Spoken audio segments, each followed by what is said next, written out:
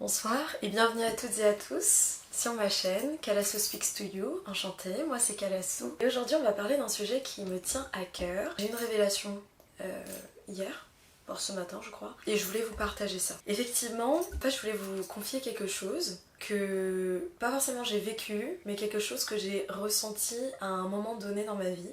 Et le lien que j'ai fait avec la Bible, et je sais pas si on peut appeler ça un miracle, mais voilà, j'ai envie de vous le partager. En fait, ce qui s'est passé, c'est que quand j'étais petite, plus jeune, et jusqu'à encore maintenant, lorsque ça n'allait pas au sein de ma famille, que ça n'allait pas dans ma vie en règle générale, lorsque je me sentais épuisée émotionnellement, lorsque je m'écroulais par terre et que je pleurais par terre dans ma chambre de désespoir, de souffrance, etc., j'avais tendance à dire j'ai envie d'être dans les bras de Dieu. J'en peux plus, j'ai envie d'être dans les bras de Dieu. Et avec le recul, j'ai toujours senti que cette phrase était connotée avec énormément de désespoir et de souffrance. Cette vulnérabilité extrême, on a envie de s'abandonner entièrement parce qu'on n'en peut plus, donc on n'a plus de force, on veut juste tout relâcher. Toutes les tensions, tout ce qui se passe, on a envie de relâcher tout ça. C'est vrai que j'avais tendance à dire oui non mais je veux être dans les bras de Dieu, j'en peux plus. Souvent on me dit j'ai envie d'être dans les bras de maman, j'ai envie d'être dans les bras de papa, dans les bras de quelque chose de confortable, qui nous rassure, où on se sent en sécurité, qui nous protège en fait. Les bras c'est quand même l'image même de cette chaleur physique, charnelle, pas sexuelle hein, mais charnelle, qui rassure, qui protège. Si on va un petit peu plus dans la profondeur du sentiment, effectivement quand ça ne va pas on a envie d'être dans les bras des parents. Alors bien sûr que quand évidemment ça ne va pas, je sais pas, avec les amis ou des trucs comme ça, on peut avoir tendance à aller vers les parents. Mais si ça va pas avec les parents, on va pas aller dans leurs bras parce que ça va pas avec les parents, vous voyez ce que je veux dire? Donc c'est là où justement ce genre de phrase arrive, parfois quand on se sent incomprise, parfois quand on se sent un peu, vous voyez, un peu la target principale, on a tendance à voilà, vouloir se réfugier dans quelque chose qu'on connaît. Alors bien sûr, qui dit se réfugier dans quelque chose ou quelqu'un qu'on connaît, dit vouloir recevoir de l'amour. Parce que protéger quelqu'un, c'est lui donner de l'amour. Au début, c'est les parents, si c'est pas les parents, c'est les amis, sinon c'est les amours. Une personne en qui on a confiance, une personne qu'on aime, qui nous aime. Et qui nous rassure en fait, vous voyez. On a cette habitude de vouloir trouver un réconfort quelque part d'autre sans jamais penser ce refuge-là, on peut le trouver en Dieu. Mais ça c'est très compliqué de le concevoir dans la mesure où à partir du moment où tu n'es même pas conscient ou consciente que Dieu est amour, que Dieu t'aime sans condition, tu le ressens pas à l'intérieur de toi et bah tu as tendance à te dire il faut que je trouve ce réconfort quelque part. Avec le recul et justement comment je me sens actuellement, il ne faut jamais se sentir coupable de vouloir recevoir ça d'autrui. Parce que on est des êtres sociaux. Et c'est normal quand il y a de l'amour envers n'importe qui, hein, je veux dire, c'est normal d'avoir quelques attentes vis-à-vis de ça. Il faut aussi accepter, parfois on peut être déçu. Hein. Et là où du coup ça porte toute la différence, c'est de savoir que Dieu ne t'abandonne pas et Dieu ne va pas te décevoir vis-à-vis de ça. Si tu as besoin d'une oreille pour écouter, Dieu est là. Si tu as besoin de pleurer et de juste déverser ton fardeau, Dieu est là. Jésus est quand même mort sur la croix pour nos fardeaux, pour prendre nos fardeaux. Alors je sais que on est toujours là en mode ouais mais c'est mes problèmes, c'est moi qui les règle. Mais parfois en fait tu peux juste pas. Et des fois physiquement, sur le moment tu ne peux pas. Tu auras peut-être la force demain, mais aujourd'hui tu l'as pas et c'est pas grave. C'est pas grave. Parce qu'il faut extérioriser un peu tes sentiments. Là on va pas parler de l'enjeu de raffermir ses sentiments, raffermir son cœur, avoir un esprit nouveau, un esprit bien disposé, tous ces enjeux-là évidemment. Et là on te parle de ces moments où t'es en pleine souffrance. On te demande pas d'être fort tous les jours, justement, tu peux être absolument vulnérable auprès de Dieu. Dieu qui est cette entité, je dirais pas une autorité là pour le moment parce que là ça n'est pas le lieu. Je dirais par contre c'est vraiment une entité d'amour en fait. Elle te prend comme ça et justement, si on fait un petit peu le parallèle avec ce que je vous disais, j'avais souvent tendance à dire Seigneur je t'en prie. Je regardais en fait ma fenêtre et je sais pas avec le recul si c'était pas des pensées un petit peu bon voilà. Mais je me disais non mais j'en peux plus, je peux pas, il faut que je saute quelque part et que je m'évade. En fait c'était pas sauter pour sauter et en finir, c'est sauter et fuir. Fuir, fuir, fuir, en quête de cette protection, en quête de ce refuge. Refuge. Un refuge, c'est un endroit où tu te sens safe, un endroit où tu peux te réfugier. C'est-à-dire que tu fuis quelque part pour te sentir en sécurité. dans cet endroit-là. Sauf qu'il n'y a pas forcément d'endroit physique à chaque fois, surtout que quand on te dit que ta maison c'est le lieu où tu es censé te sentir sûr, pas tout le monde se sent en sécurité dans sa maison. Alors parfois pour d'autres c'est la maison d'un ami, parfois pour d'autres personnes c'est la maison de son ou sa partenaire, parfois c'est la maison d'un oncle, d'une tante, parfois c'est un parc, parfois c'est la bibliothèque, parfois c'est pas un lieu mais c'est une personne, parfois c'est son copain, parfois c'est sa copine. Parfois c'est nulle part en fait. Parce que pas tout le monde a la chance d'avoir un petit refuge, un lieu secret. Pas tout le monde a une chambre, pas tout le monde a tout ça. Et ça il faut s'en rendre compte. Et c'est la raison pour laquelle il faut être reconnaissant. Et moi je manque parfois de reconnaissance vis-à-vis de ça. Dire mais attends mais j'ai un espace parfois où me réfugier. Et c'est pas tant l'espace physique qui compte, ni la personne, c'est Dieu. Vraiment, quand je disais non j'ai besoin de me sentir dans les bras de Dieu. Parfois je me faisais ça parce que je me sentais tellement seule, je me sentais mal, j'imaginais que Dieu était près de moi. Et j'ai toujours senti ça. Enfin, je sais pas comment expliquer. J'ai toujours, comme je vous ai dit, hein, j'ai toujours été très chrétienne. Cet éveil que j'ai actuellement, c'est maintenant. Hein, c'est maintenant. J'ai jamais eu ça avant. Et c'est maintenant. Et j'ai toujours, par contre, ressenti cette présence de Dieu. Et je me disais, mais j'en peux plus, j'ai besoin de toi, s'il te plaît, délivre-moi. J'ai besoin de trouver refuge quelque part pour me poser, pour décompresser. Et souvent, je me mettais à pleurer, à prier et à m'endormir d'épuisement. Et en fait, ce qui s'est passé, c'est qu'en ce moment, en fait, je suis en train de lire les psaumes. Et je suis tombée sur un verset qui m'a marqué. Mais quand je vous dis qu'il m'a marqué, je vais vous le lire. Et il apparaît 2 fois. Et c'est une image. Je ne savais pas qu'elle allait autant faire écho avec justement cette fameuse image de Dieu, s'il te plaît, que je sois dans tes bras. Comme un bébé, en fait. Vous voyez ?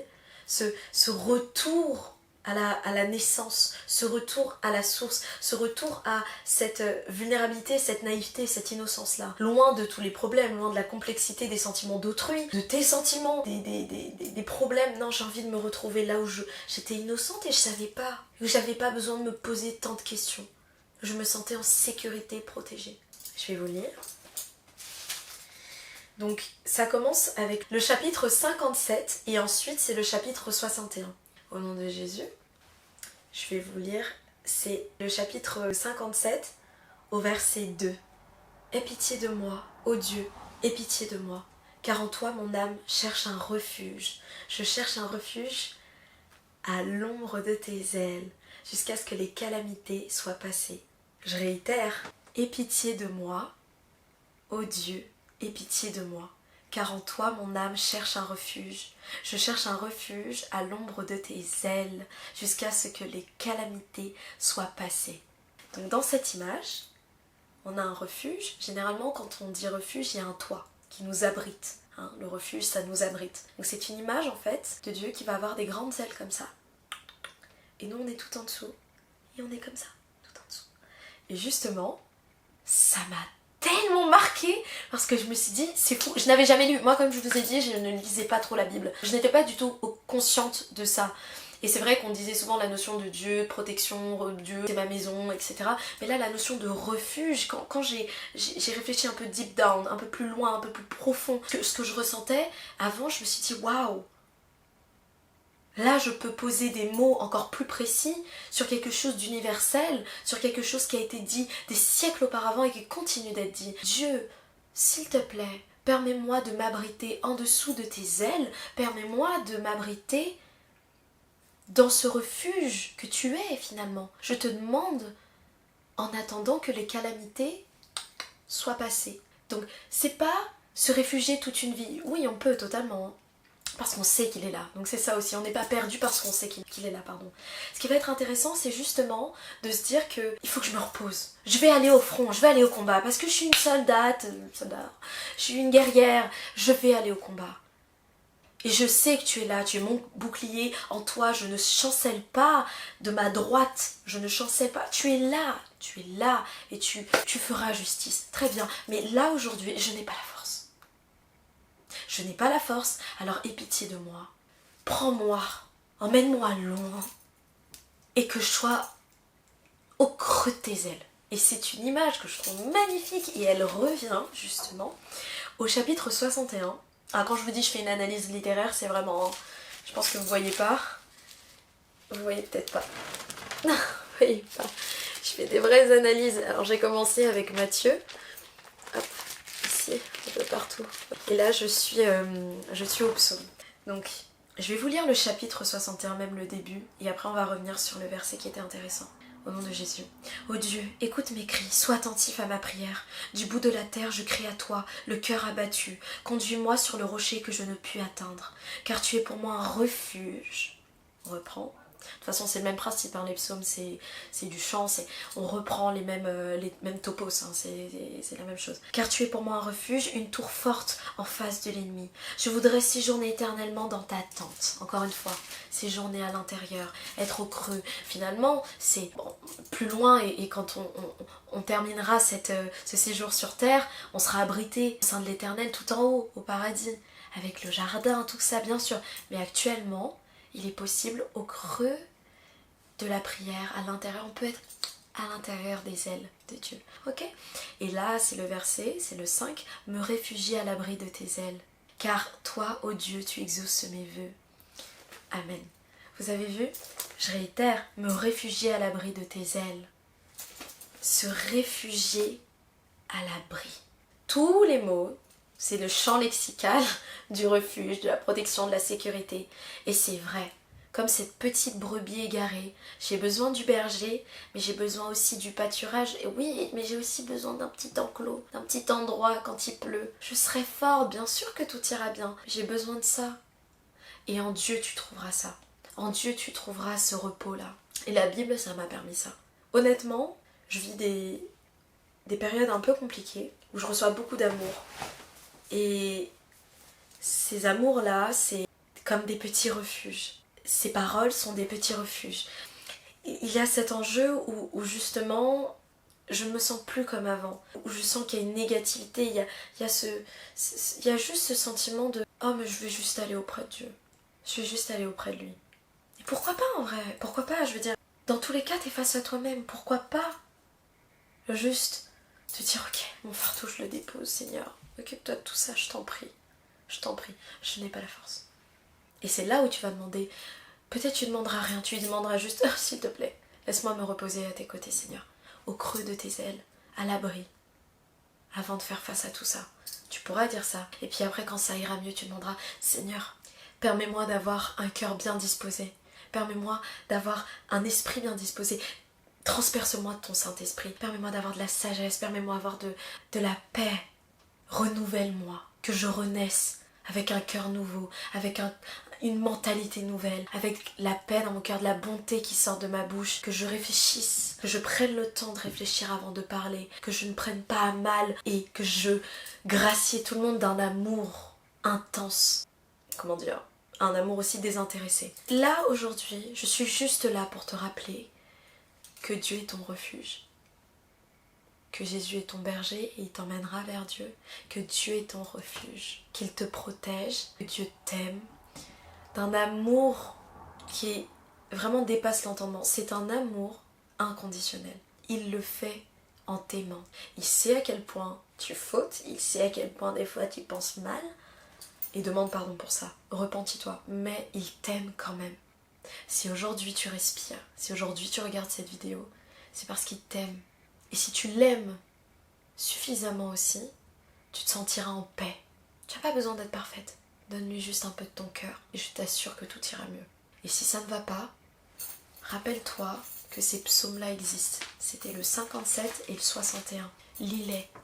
Quand tu te sens mal, tu peux lire les psaumes.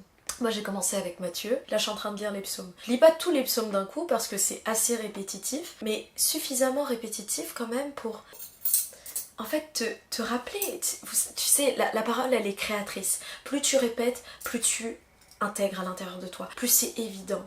Justement j'en parlais un petit peu récemment, mais il y a des personnes qui se sentent vraiment entendues par ces paroles, qui s'identifient à ces paroles. Et amen. Et que Dieu leur rende grâce, apaise leur cœur, leur remplisse d'amour et qu'il fasse la même chose pour toi. Moi honnêtement, comme je t'ai dit, je ne lis pas trop la Bible de base. J'ai été une chrétienne de naissance, mais je n'ai jamais vraiment lu la Bible. Je connaissais l'histoire de Jésus un petit peu, mais je ne lisais pas vraiment la Bible. Et quand j'ai eu cet éveil-là un petit peu, j'ai instinctivement voulu lire la Bible. Et vu que je suis issue d'un parcours littéraire, j'aime bien analyser et je trouve que dans la Bible il y a énormément d'images et les gens étaient très étonnés, justement mon frère était très étonné quand je lisais des passages de la Bible. Il me disait mais Attends, c'est la Bible ça? On dirait un truc TikTok, genre moi je vous ai dit ça, faites plutôt ça ou je sais pas, tu vois ce que je veux dire? Et en fait, j'étais super étonnée que ça lui plaise et c'est là où je me suis dit Dieu est grand. Parce que je suis en train de mettre des petites graines un petit peu autour de mon entourage avec toute cette bonté, tout cet amour là. Et si ça peut apaiser le cœur d'autrui, ça apaise. Je fais le petit aparté, mais par exemple, j'ai eu l'habitude, et mon frère aussi, de beaucoup jurer. C'est quelque chose que je ne voulais plus faire. Et justement, depuis qu'on a lu ce verset biblique-là, depuis qu'on a discuté, sachant qu'il n'est pas forcément dedans, et comme beaucoup de gens ne sont pas dedans, il a eu cette curiosité spirituelle, et même, je pense, même cette humilité, de prendre en considération ce message et de dire « Ouais, t'as raison, c'est pas ouf de jurer. Sur la vie d'autrui, sur Dieu ou quoi que ce soit, t'as raison. Surtout pour des choses... futile. Et c'est Matthieu qui le dit, hein. C'est ça. C'est Matthieu chapitre 5, verset 33, qui dit « Vous avez encore appris qu'il a été dit aux anciens, tu ne parjureras point, mais tu t'acquitteras envers le Seigneur de ce que tu as déclaré par serment. Mais moi je vous dis de ne jurer aucunement, ni par le ciel, parce que c'est le trône de Dieu, ni par la terre, parce que c'est son marchepied, ni par Jérusalem, parce que c'est la ville du grand roi. Ne jure pas non plus sur ta tête, car tu ne peux rendre blanc ou noir un seul cheveu. Que votre parole soit oui, oui, non, non. Ce qu'on y ajoute vient du malin. Amen. Vous voyez ce que je veux dire? Et en fait, ce sont des petits enseignements que je me dis, mais pourquoi pas? Ouais, d'accord. Ok. À chacun sa personnalité. Moi, je suis un peu... tout fait tout flamme, j'ai une personne très vive, mais je sentais que j'avais besoin un peu de ça. Tout ça pour vous dire, j'ai digressé un petit peu, mais je pense que c'est un message qui reste quand même important et nécessaire. La Bible, ça m'a énormément apaisée. La parole de Dieu m'a énormément apaisée. Parler avec Dieu chaque jour, lui accorder du temps chaque jour, ça m'a apaisée. Et ça me motivait à être disciplinée. Pas disciplinée parce que développement personnel sans raison, mais disciplinée parce que un esprit saint dans un corps saint. Voilà, tout simplement. Je rappelle, on est 3 entités. Esprit, âme et corps. Et on prend soin des 3. Tout ça avec amour. Ne négligez jamais l'amour. Cultivez-le. Je suis triste. Non. Cultivez l'amour, c'est important. Cultivez-le, ne le rejetez jamais. Et moi, mon travail, par exemple, actuellement, ça va être plus dans l'aspect de reconnaissance, de gratitude. Je veux pas que ça me conditionne. Donc voilà, je vais faire un travail comme beaucoup de travaux que j'ai pu faire précédemment et je continuerai tous les jours si Dieu me le permet. Et je t'invite vraiment à le faire. N'hésite pas à poser toutes les questions que tu veux en commentaire. Et si ça t'a plu, n'hésite pas à partager cette vidéo, à commenter, à t'abonner parce que je fais beaucoup de contenu de ce genre. Je parle avec mon cœur, je parle avec le Saint-Esprit aussi qui m'accompagne et si on peut agrandir un petit peu ce groupe d'échange là, ça peut être formidable. Je te souhaite une agréable soirée, bonne nuit pour ce soir ou bonne journée si tu commences. Courage, tout ira mieux, je te le promets. Prie et tout ira mieux. Et on se retrouve la prochaine fois. Bisous.